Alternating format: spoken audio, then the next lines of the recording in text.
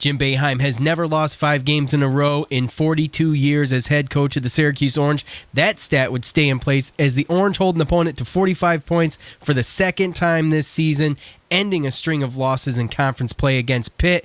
We'll give you the good and the bad of that game. Plus, as always, we turn to Joe for a preview of Boston College as the Golden Eagles come to the Dome, Sweet Dome, Wednesday, January 24th at 7 o'clock. Let's go. Make some noise, Orange fans. It's time for the Cuse Nation podcast with Sean and Joe. Give us a like on Facebook at facebook.com/Cuse Nation podcast.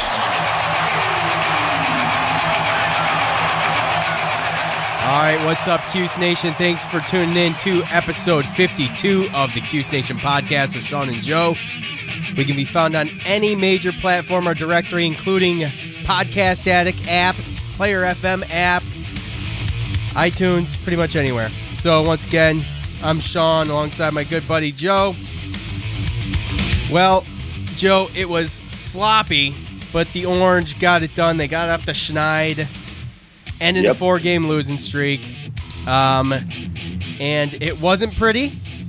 And I don't know how many teams they beat playing like that, but in the end, as Joe says, a win is a win. A win is a win. No matter how ugly, a win is a win. But, you know, I mean, just a lot of sloppy ball handling. It was also the first time they won a game scoring under 60 points. So, yeah. And that just says a lot. I actually thought at one point they were going to hold them to like 40 points. They ended up scoring 45, but Pitt is awful. Holy cow, they're awful. I was just so upset that it took so long to really start to put Pitt away. I was, and there was something wrong with Battle.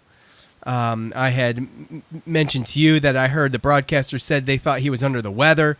I never really read anything about that. Everything's so tight-lipped. I never, you know what I mean? I never read anything about it. I never heard anything else about it during the broadcast. But they did force 18 turnovers. So, that's huge. So, other 16 than one guy kept them in. I mean, Stewart hit 7 to 13 3-pointers and had 23 points. 23 to the 45 points. Do you know how much he averages a game, point-wise? Not even close to that. 7.4 points a game. Yeah. And Coach mentioned that in his press conference, how he doesn't understand how these guys have not figured out that when you have one guy scoring all the time, that you have to get to that guy. You have to be on that guy. Do not let that guy by himself out there. 7 for 13 from behind the arc. I mean, geez, I'm crow. And Pitt shot 14 out of 40, dude. That's freaking. Yeah. I mean, we're not much better. They were going to huck a bunch of threes, man. I know we're not much better. 22 for 51, and we did slip a little bit in the 3-point category, down to 27%, 15 out of 18. 27.7, whatever. But the free throws look good again last night. We didn't get to the line very much. 10 for 12. Not many foul shots at all in that game, in fact. So yeah, they let them play. Yeah, they definitely did, which was kind of, I liked it. I got to be honest. I like that. I like that type of officiating. I really do. But I cringe a lot because I see, your team's getting away with fouls. Their team's getting away with fouls. So on one side, you're like, what the hell? And then the other side, you're like, oh, okay, well. Oh, it makes for a sloppy game, and that's what we get. That's what we saw. That's exactly right. Good point. Player of the game, let's see. Let's find Howard here. 5 for 14. That doesn't look that good, but when you add everything up for Howard and the way he contributed last night during that game, while Battle was kind of a little sluggish. He had 18 points, 4 assists, 5 steals, and 7 rebounds. And the biggest stat of the night for me on Howard was 1 turnover. 1. Yeah. 1. That's definitely below his average for sure. So that's excellent. Joe, what'd you think, buddy? It's the game overall. Again, a win's a win, but it was ugly. And I kind of knew it was going to be when you get a team like Pittsburgh, they're on the ropes. They're trying to figure it out. They're going to do their best. So, but like you said, I mean, other than one guy, yeah, it was tough to watch, man.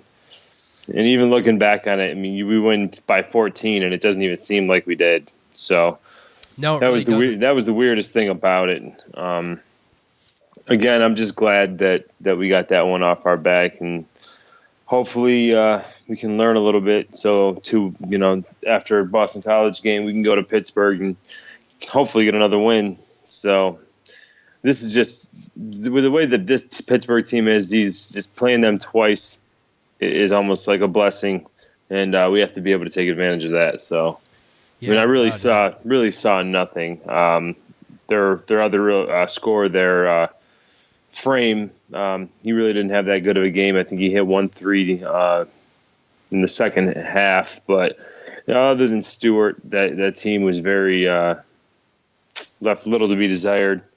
Their new head coach looks like what a real human life Homer Simpson would look like. So it's so true.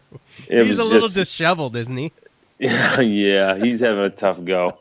And meanwhile, Jamie Dixon goes down to TCU, and they're a top 25 team. So he's a great coach. We talked about that was going to be huge for Pitt to overcome, and it's proven to be true. Absolutely true. Yeah. One thing I wanted to point out seems insignificant now, but remember when we had that one just really lackadaisical play at the end of the Notre Dame game? Yeah. There was a similar play. It was in the middle of the game. I think it was at the beginning of the game, actually, when was it Cameron Davis? Does that sound right? Cameron? Yeah, I think so. He stole a pass and just took it down. Looked like a wide open slam, and basically Howard was right behind him. He never stopped running, chased him down, and he blocked it at the rim. So just goes to show that if you don't stop, you got a chance. And Howard was the one that had a chance during Notre Dame. So well, the funny thing too with that is that that was Howard's lone turnover. Oh, so, that's true. Yeah, good point. So he made up for it, and the ball ended up getting blocked and then going out of bounds, and it was our ball. So he pretty much made up for it. So that one turnover he made up for. So yeah. So all in all, like you said, the refs let him play. Probably attributed to a bit of sloppy play. Battle ended up with 15 points. Not real huge on the stat sheet. Nothing significant. No. He started slow. Yeah, he started slow, and he airballed a 3. I just felt bad. He just did not look like himself. And Boeheim didn't look like himself as far as the way that he was rotating. Oh yeah, I remember remember that? Yeah, at one point you texted me saying something about an experimental game or whatever, and it almost felt like Boeheim wasn't too worried. Yeah, he was definitely trying some things though. Right, I guess we should mention that. I totally forgot about that. In the beginning of the game, it really seemed like he was doing some different things, like a full court press with like a minute off the clock. You know what I'm saying? Yeah. So they pressed early. Howard Washington came in early. Sidibe came in early, and he was definitely playing around with some, a battle. He got 3 minutes on the bench early, so he was definitely playing around with some stuff, trying to figure stuff out. But I mean, like I said, just ugly and slow. We didn't get a lot of free throws because of the way the refs called the game, but it kind of helped in our advantage because Pittsburgh didn't get a lot of points in the paint whatsoever. And honestly, I mean, like I said, it looked ugly. It's tough to watch at some points. Still end up winning by 14, and one of their guys went off and shot over 50% from the three-point line and had 23 points when he only averages 7. Like, just usually when that kind of stuff happens, you lose. Right. If you were to say you score 59 points and you let a guy on the other team that averages 7 points shoot and get 23, then usually we lose those games. And by the way, you usually lose with 7 offensive boards too. Yeah, you know what I'm saying. And that's just kind of telling of how bad Pittsburgh really is this year. Down they are, and they're gonna. bunch of freshmen. And I know Stallings, he was mildly successful in the SEC. I think he came from Vanderbilt. So he's probably going to be able to get it turned around, but it just might take a little while. It's a tough league. And it's just telling when you have like our best player, Tyus Battle, who was off and started slow. All the keys that we talk about as far as things that we need to do to win the game or have a chance against some good teams. I mean, we were just not that good in it. Like you said, we were low on our free throws. We were low on our offensive rebounds. Tyus Battle, our best player, he started off slow.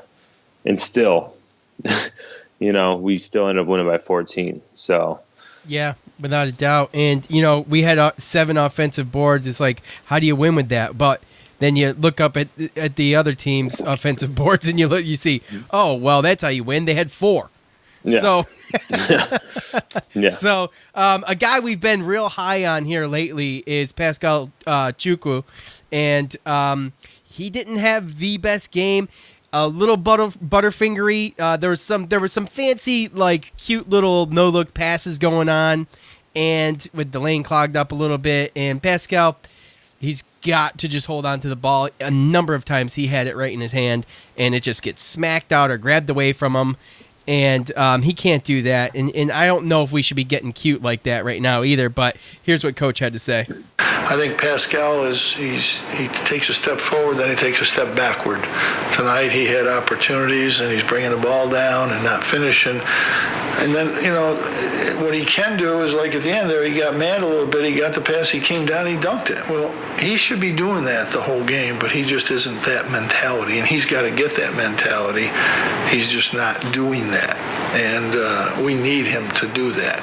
His presence on defense is very important, helps us, but I think O'Shea, too, has taken a little step back. He was getting to the basket better early in the year. I still think he did try tonight. I think he might have gotten hit a couple times, but you still got to finish those. But we need him to get back in there. He mentions real quick, I'll just go back to what he said about O'Shea. I put that in there because it was right after, but he's right. He really was trying last night to do what he does best, and that's charge the rim.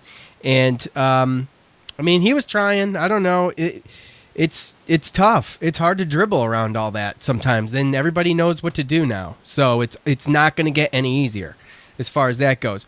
As far as Chukwu goes, when he was Jim Boeheim was asked to clarify about his mentality, quote unquote, he says he's just not a tough guy. He's got to be tough. He brings the ball down. People take it away from him. We've talked about that. He goes on. You can't let that happen. You just can't. He's a super nice, big guy. You got to play with an edge when you're a big guy, and he doesn't. And it kind of seems that way, right? Mm-hmm. Pascal, kind of a nice guy. This guy's got very limited experience coming from Nigeria. He's coming here. He was out all last year. He's just limited. He's just not there athletically yet on the balance of things. And he's got to get tough, man. He does. Yeah, he needs to toughen up. Especially in this league, he's going to get pushed around, and that's and he is a super nice guy. If you've ever watched any of his post-game stuff and things like that, or the little things Syracuse.com puts out, he seems like a super nice guy. It's exactly what he said. So I can imagine him with like the voice of Dikembe Mutombo, just running through. Yeah. Running down. Just excuse me, pardon me. Not just my house. No, yeah, he's not saying that. Yeah, no kidding. Excuse me, pardon me. Sorry. On the season, though, he does have SU's best offensive rating, according to your boy, Ken Palm. It's the best true shooting percentage and best effective field goal percentage. He's making the team best 66% of his shots. So, that doesn't count all the times he loses the ball. No, that is very true. It doesn't count unless you get a shot up, right? Great point. Exactly. And he's putting the ball on the floor. That's the problem. Just go up, right? Right? When you're that big, they always tell you just keep the ball up, come down, but keep the ball up. You put it down, and all the little guys and smaller guys, it's just you're bringing the ball to them. Just keep it up high, come down, go right back up with it. That's what you're taught as a big man. Yeah, and that's what he was talking about when he played against 7'4", what's his name there? From Florida FSU. State. Yeah. Kamaji. Yeah, he said he likes playing against those bigger guys like that because he doesn't have to worry about a little guy cutting his legs out or, going down there and grabbing the ball. So, yeah. So when he naturally when you're a big guy, bringing it down is just kind of a no-no. But on top of that, the fact that he's kind of got weak hands as well, and he's not the biggest, strongest guy, it all just goes against him to where he should just, if he gets the ball around there, he should either, if he's going to shoot it, he's got to keep it high and just come down and put it right back up, or he's got to look to kick it out. Just restart the shot clock or whatever, kick it out to somebody who has a better shot. But it's just too much. If he's going to be farting around like that and doing that stuff and losing the ball too much, we can't be doing. Turnovers is going to kill us, like we talked about. We have limitations, and our room for error is very small. So anything that we can do to keep the turnovers, and it's going to come to a point with Boeheim where he can either get the ball and help us on offense, or he's probably going to just stop trying to feed him. Yeah, I say he's got to just get better, get a little meaner, and clean it up when you get the pass. Stop putting the ball on the ground one time to adjust yourself or whatever the hell he's doing. It's a bad habit, is what it is. Yeah, well, that's an awful habit, and the other thing is just a mentality that what Boeheim's talking about. It's just a mentality. Some people, sometimes I don't know if they just don't understand that it's just a game and that you don't have to. You can go as hard as it's just that's a competitive edge in it. As far as I'm concerned, that effort and that kind of stuff. If you're a true competitor and you don't want to lose, then you're not going to care about stuff like that, True. And for some reason, he worries about it and maybe doesn't get as physical as he should be getting. So, yeah, and he hadn't played a whole lot of competitive ball either. So, and here he is in bright lights. These are the brightest lights he'll probably ever play in. Yeah, So, well, again, too, it comes down to getting some competition in there, because that's what that fuels. Because he's good, but if we were to, I know this year we don't have anybody coming in, but let's just say Sidibe were to cure a lot of his tendonitis problems and get a lot healthier over the season, off season, get bigger and stronger. Chukwu is not in a situation where, if someone else steps up, he could easily be replaced. So, and that's with some of these guys too. Same thing with Moyer and Merrick Dolce. They got guys coming in next year that are going to be taking minutes from them, unless they get their stuff together. So this year, they gotta worry about that as well. Not just their role in this team. They got to worry about getting better for the future, because they are the future. But Battle and Brissett aren't going to be around for that long. Yeah, Dolce, he had a better game last night, getting off his last couple games. All right. They get some rest. Coach said this team needs some practice. We talking about practice. We talking about practice, man. How silly is that, man? We're talking about practice. Talking about practice, man. What are we talking about? Practice? Practice. We're talking about practice, man. We're talking about practice. We're talking about practice. Not a game. So, Coach said this team, more than any other team, at this stage in the season, needs practice. And it's clear, it's evident, this could not have come at a better time. Joe, do you think that this came at a good time? Looking at being almost in the middle of the ACC schedule, getting this break, a whole week off to get some practice. And do you think it's better to get some practice, or do you think it's better to just not stop and stay in a rhythm and not get cold as far as, competition? No, I think with our depth in the string of games that we've had, close games and stuff like that, that's another, like I said, I was worried about that game last night just because we lose that game and we got a long season ahead of us, and that's a bad loss. And I was worried just because of the way that the Florida State game went with double overtime and Tyus Battle. I mean, he looked dead after that game. So, I think it comes at a perfect time because these next 3 games I think are crucial. They're winnable. They're winnable games. Pittsburgh, we get the chance to play them again, and hopefully, knock on wood, nothing crazy happens, and we can count that as a W. But I mean, Boston College and Georgia Tech are similar type teams with us, with similar talent. That is probably going to be right there, close to the bubble, or right around the same place in the standings come end of the year. So these are some good head-to-head games that we should be winning to just help our resume. But of course, definitely a good time, because it comes a point where you're only going to get so much, like athletically wise, strength wise, that kind of stuff. They're not going to get any bigger and faster and stronger during the season. What they are is what they are. You can work on stuff like free throws and your shooting and your fundamentals and stuff, but at this point, what he has and the talent that the team is what it is. But getting the mental down can help the team. Page. Getting on the same page. It's getting on the same page, but it's also understanding roles, understanding what they have to be doing, so that Moyer has such great stretches, and then other times he just makes bonehead mistakes, and you just see Boeheim just pull him and yell at him. And it's just that kind of stuff. And like you said, you need to get on the same page, but also mentally, people got to get confident. They got to get rested. Confidence and just understanding what's going on and what you're supposed to be doing. That can take you a long way, because the off season, that's where you get bigger, faster, stronger, and you work on your game and you hone in on some stuff. But in the middle of the season, team we got is what we got. So really getting the mental down and getting the schematical parts of the game is really what's going to help the most. So that's what he was talking about with practice and everything like that. We just need to get better as far as the mental, like you said. I think it's a little bit of confidence, but definitely getting on the same page. Yeah, getting on the same page. You can tell by the way they were passing the ball yesterday. No one knows what the hell's going on. Brissett said we've got to move the ball a lot more, get back on the glass. Exactly, that's what he needs to do. Just be more physical with these teams. I feel like we've let down our physicality.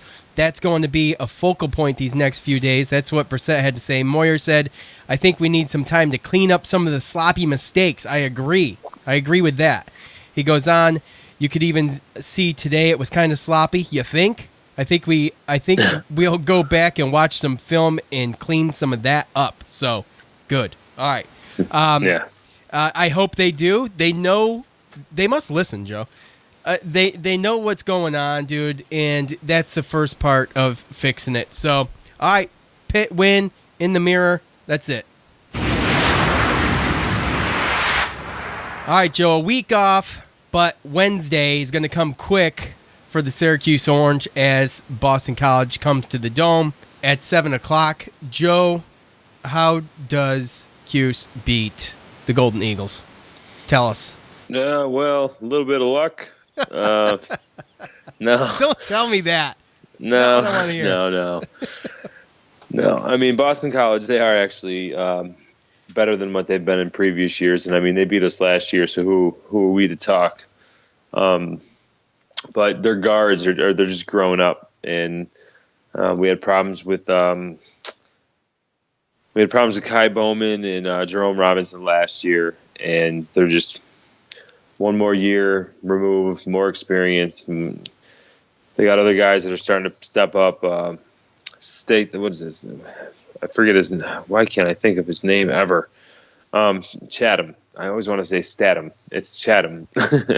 But he is another guard that is starting to step up and help them out. And Popovich, the what they call the center, is really a forward, but the tallest guy is 6'11". He's pretty tough down low too. They're 13-6 this year, and I looked at their schedule a couple days ago actually, and they don't really have bad losses. They lost to Texas Tech, lost at Providence, at Nebraska, at Virginia, at North Carolina, and I think a home game against Clemson. So and they beat Duke. No, they have wins against Duke. They have wins against Wake Forest. They have wins against.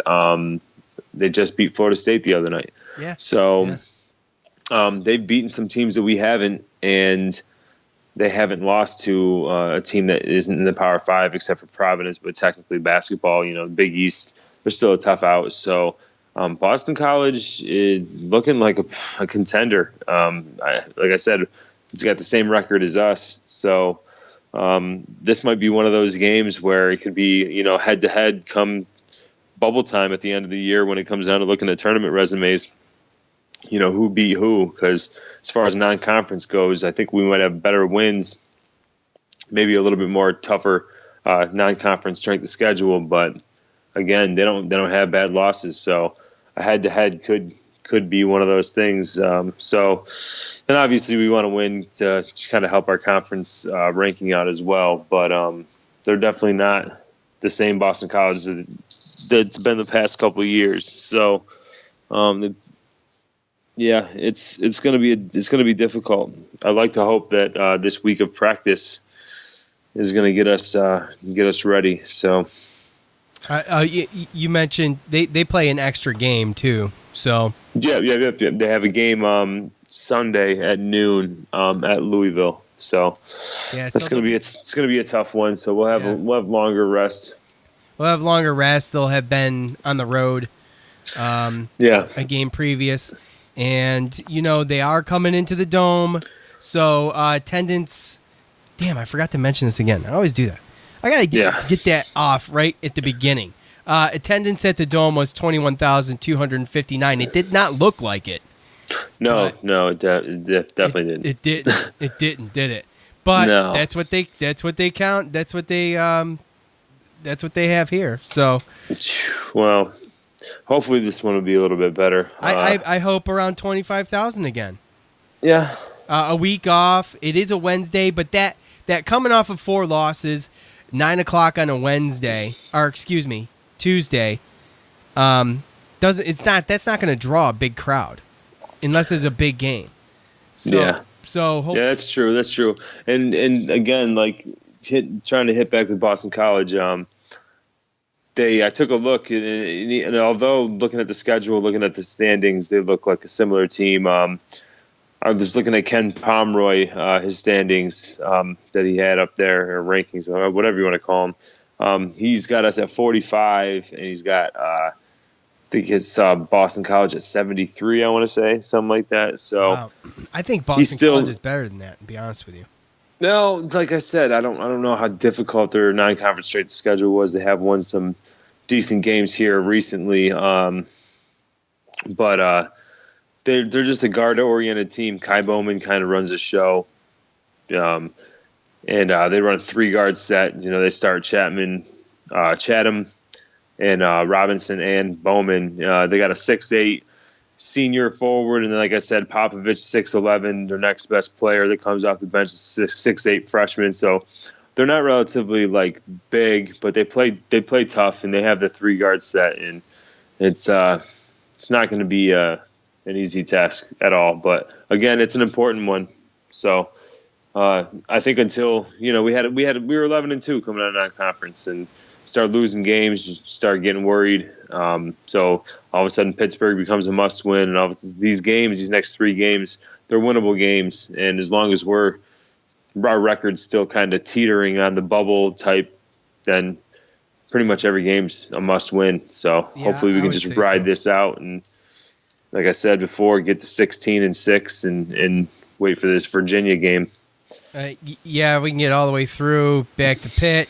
At the zoo, they always have a great crowd there. It's one of those places that's just designed to be in your fit. They line the sidelines of the fans, and it's the length of the court, pretty much. It's one of those places that's really annoying to watch a game if their team's doing good, because they make noise. They make noise there at the zoo. So yeah, well, I remember last year, they were down a little bit last year, and it wasn't the same zoo, and I'm assuming that it's going to be more like a petting zoo this time around, because that's what we said last year too. That's what we were hoping for last year. This year, I think it actually is. Yeah. Well, we'll have their to team's see. Their team's 8-11. It's tough to get behind. They have 0 ACC wins. Imagine what Syracuse would be like, and our fans would be like right now if that was our situation.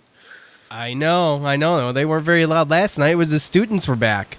Yeah, I know, but I'm talking about just fans overall. And no, I hear you. You're right. If we get 21,000, we wouldn't get 10 if we were. If we were 8 and 11. That's got to be off, man. Just judging by the seats and the noise, it just didn't seem like it. But anyway, all right, we got a week off. If anything breaking happens, I guess we can come back. But if not, Joe, I'm going to give you a vacation, buddy. What do you think? No, You're thank welcome. God. You're welcome. All right. Well, that's it. Episode 52 in the books. We will be back, like I said, after Boston College, unless something else happens. Remember, go to Facebook.com/Cuse Nation Podcast. Thumb us up there. For Joe, I'm Sean. We're out. Later. Peace. Oh, wrong sound effect. That's I had it ready for you, though. You just heard the Cuse Nation podcast with Sean and Joe.